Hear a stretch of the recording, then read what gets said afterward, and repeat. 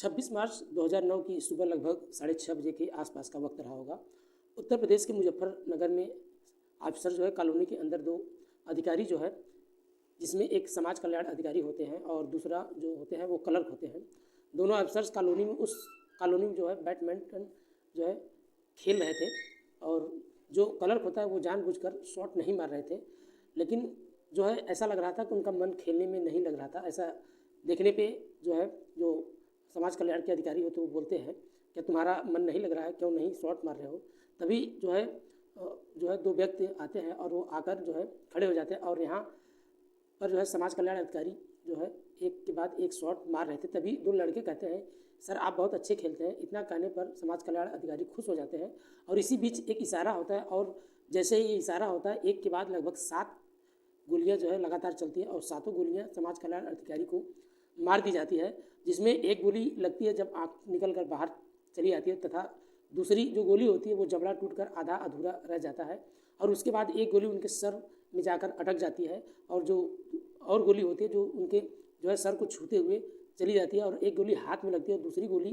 जो है हाथ में लगती है और एक गोली उनको छूते हुए निकल जाती है। लेकिन बस इतना ही नहीं था, जैसे गोलियों की तड़तड़ाहट की आवाज़ अफसर कॉलोनी में रहने वाले लोगों ने सुनी और महिलाओं ने वहाँ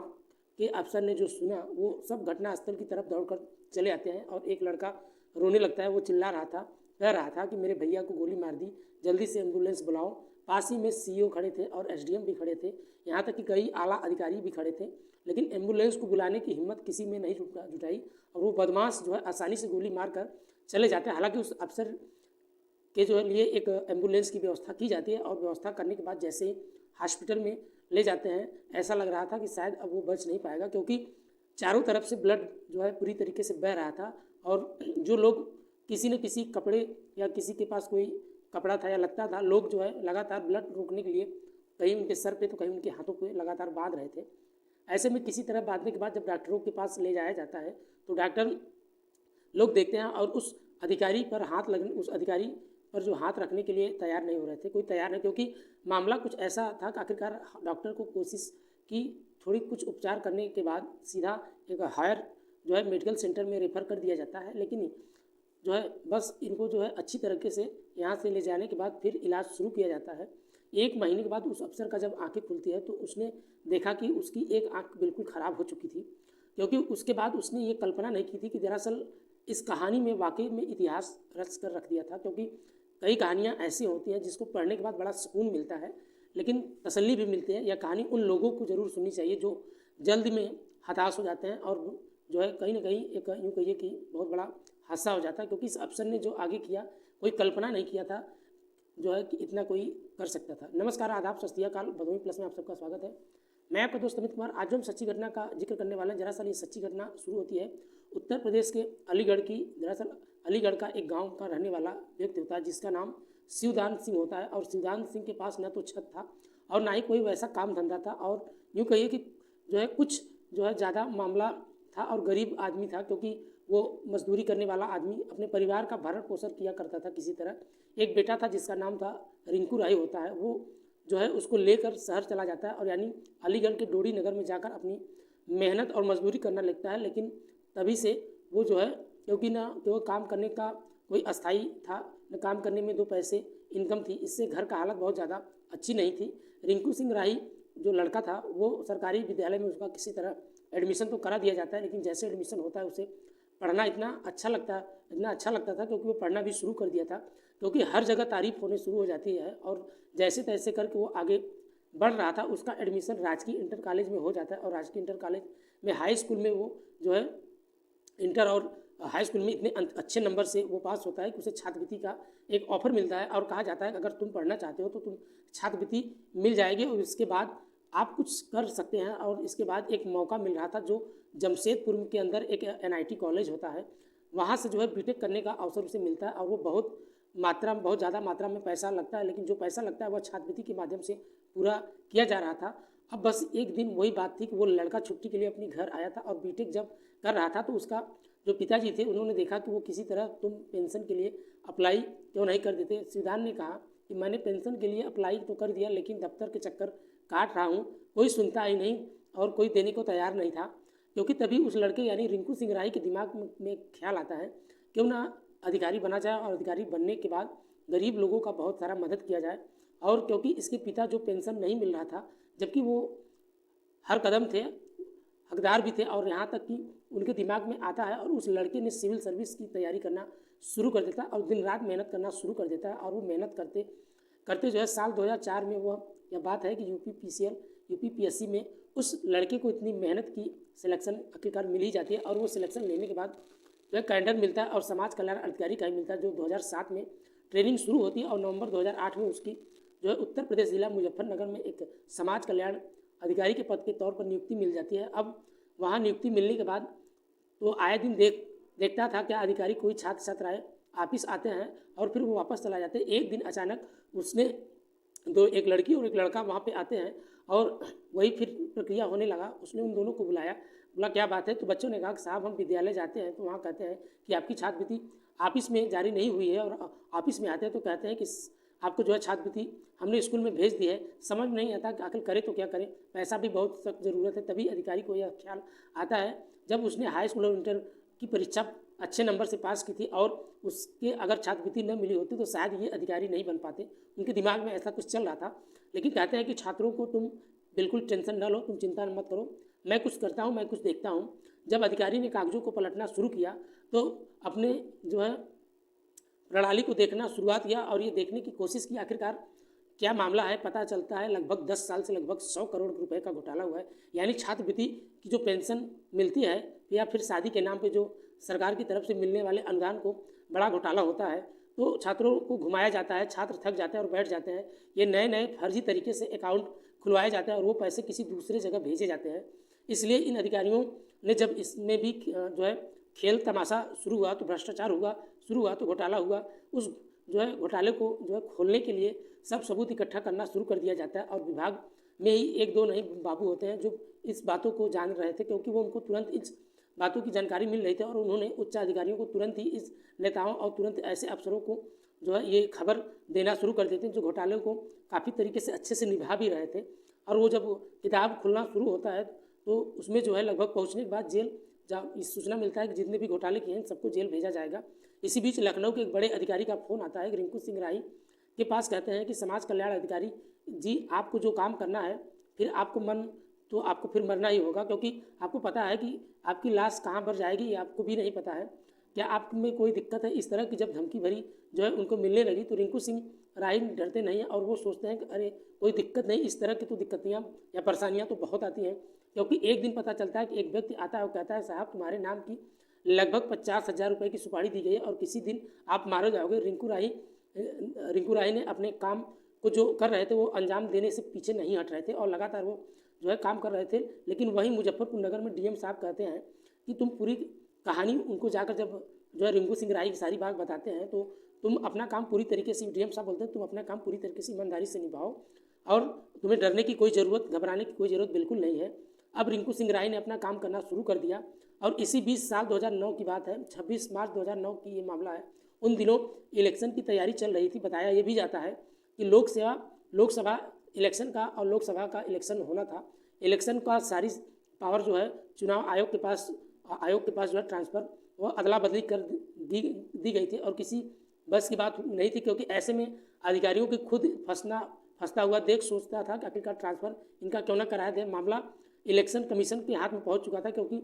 इसकी ट्रांसफ़र जो है करा नहीं सकते थे, क्योंकि ये बात सोचकर इनको जो है रास्ते से ही हटा दिया जाए। इससे पहले 26 मार्च 2009 को सुबह लगभग 6:30 बजे का आसपास का वक्त वाक़या रहा होगा। मुजफ्फरनगर में जो बिल्डिंग जो अफसर की होती है वहाँ पे कॉलोनी के अंदर वहाँ अफसर वगैरह खेल रहे थे और कुछ सुबह वक्त का कल्याण समय था और समाज कल्याण अधिकारी रिंकू सिंह राही अपने एक जो है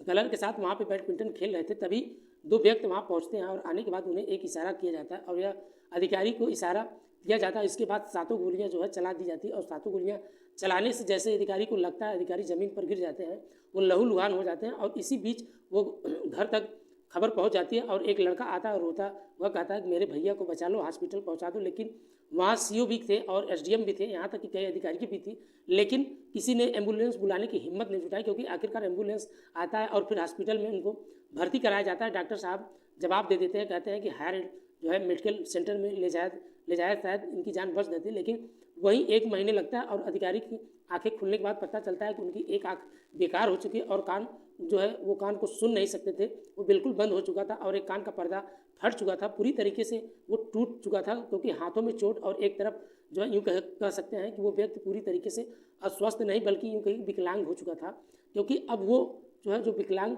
कैटेगरी में आने का जो होता है वो उस कैटेगरी में आ चुके थे। लगभग 4 महीने के बेड रेस्ट के बाद उस अधिकारी को भेज दिया जाता है, उस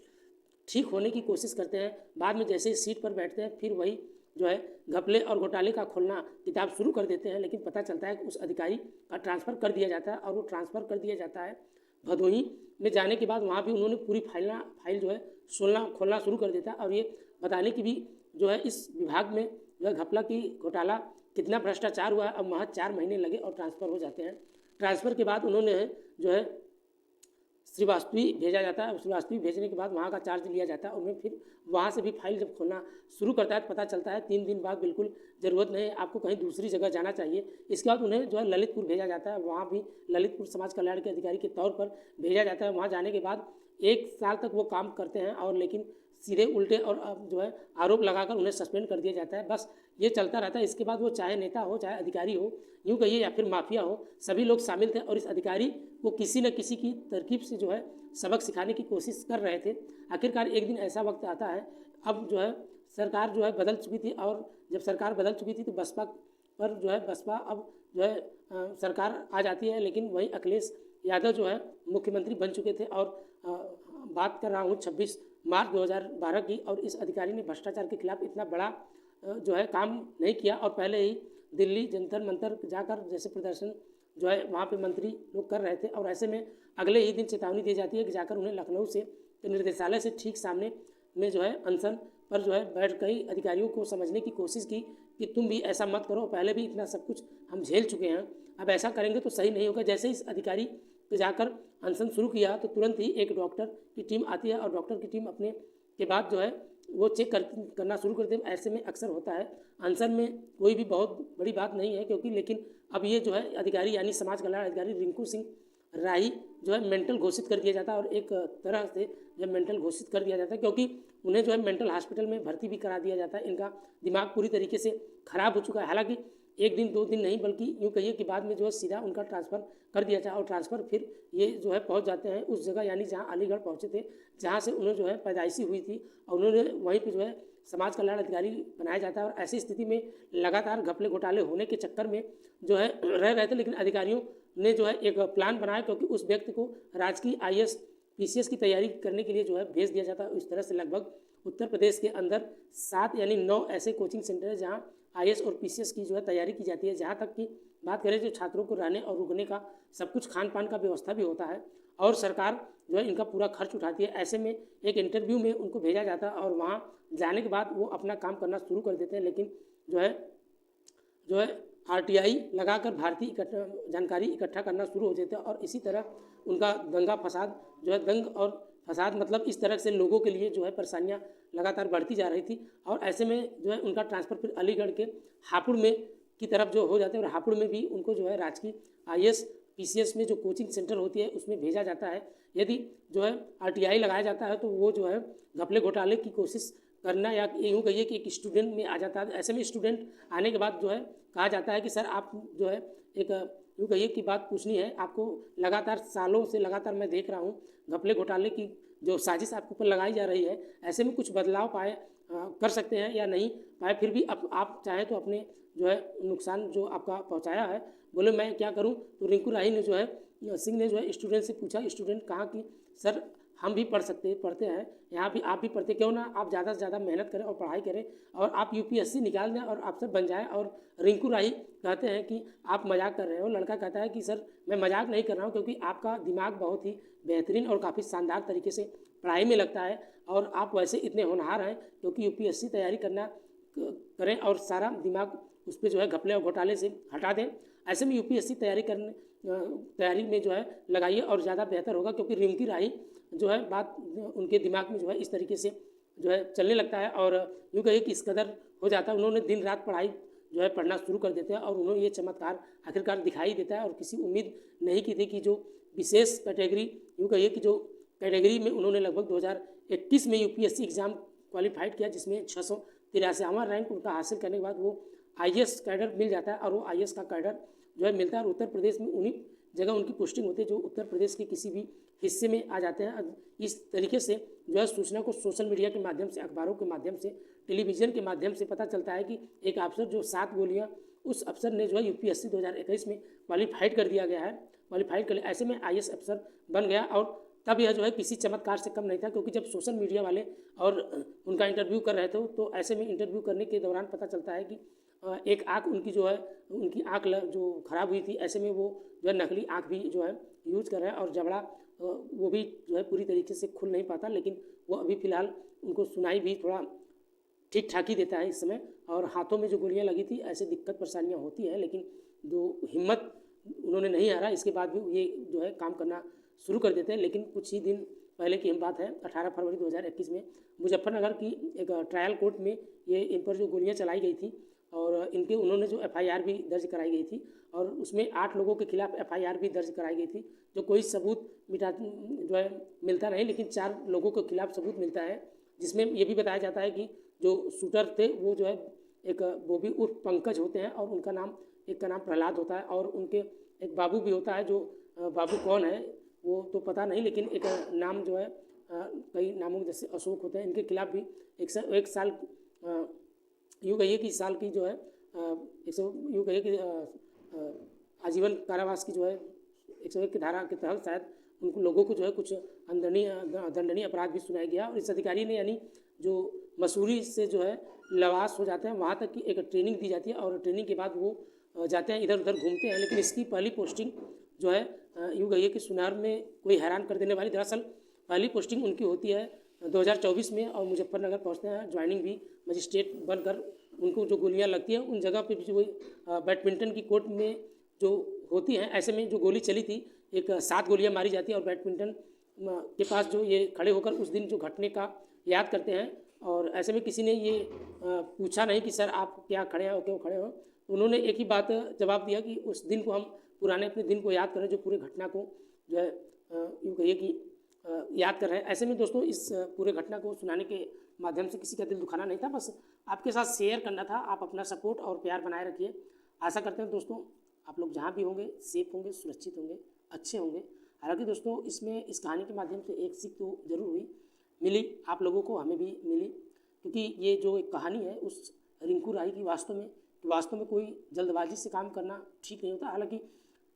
जो उनके साथ हुआ वो बेहद बुरा हुआ, क्योंकि ऐसा नहीं होना चाहिए। एक मिडिल फैमिली का लड़का इस तरीके से इतने औहदे तक पहुंचना ये बहुत बड़ी बात है, क्योंकि जो उनके साथ ये घटना हुई थी, ऐसे में सोचने पे काफ़ी